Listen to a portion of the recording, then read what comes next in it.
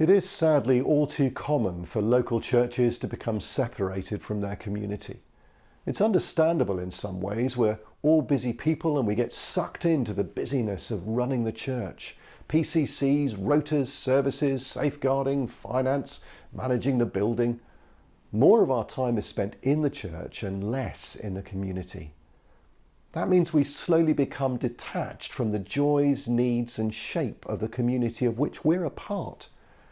We do things the church way and we forget how people outside the church see the world and how they see us. Of course, that's not how it's meant to be. It's not how Jesus worked. Paul described Jesus' approach to the Philippian church, and I'm reading it here in the Message translation. He had equal status with God, but didn't think so much of himself that he had to cling to the advantages of that status no matter what. Not at all. When the time came, he set aside the privileges of deity and took on the status of a slave, became human. Having become human, he stayed human. Jesus didn't just visit.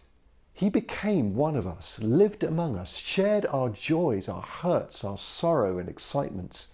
He lived life with us. There's no experience of ours that Jesus hasn't shared. John put it well at the beginning of his gospel in a passage we should read more often than just at Christmas. The Word became flesh and blood and moved into the neighbourhood. Jesus made his home among us. He spent almost no time at all in the synagogue, but rather wandered around the countryside and the towns and the villages, meeting people on their turf and listening to what they had to say. So when Paul began his missionary journeys, he followed the same pattern. He arrived in Athens and spent time in the marketplace, talking to the folks who were there and understanding how they ticked. And that allowed him to speak much more relevantly to the high court in the Areopagus when he was summoned there. Paul knew how important it was to understand the community he served, to spend time with them and adapt his approach to the culture he was in. He wrote to the Corinthians, "I kept my bearings in Christ, but I entered their world and tried to experience things from their point of view. I've become just about every sort of servant there is in my attempts to lead those I meet into a God-saved life. I did all of this because of the message. I didn't just want to talk about it. I wanted to be in on it."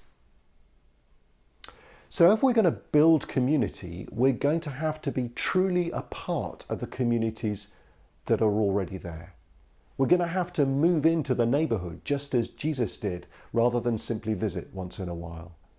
We're going to have to dwell, to put down roots, to listen and understand, to see ourselves truly as a part of the community to which we're called. When Israel went into exile in Babylon, they thought to keep themselves separate, just biding their time until they could leave. But God said through Jeremiah, "Seek the welfare of the city where I have sent you into exile and pray to the Lord on its behalf, for in its welfare you will find your welfare." We may feel uncomfortable being rooted and connected in the communities in which God has placed us, but we're a part of them, and in their flourishing is our flourishing.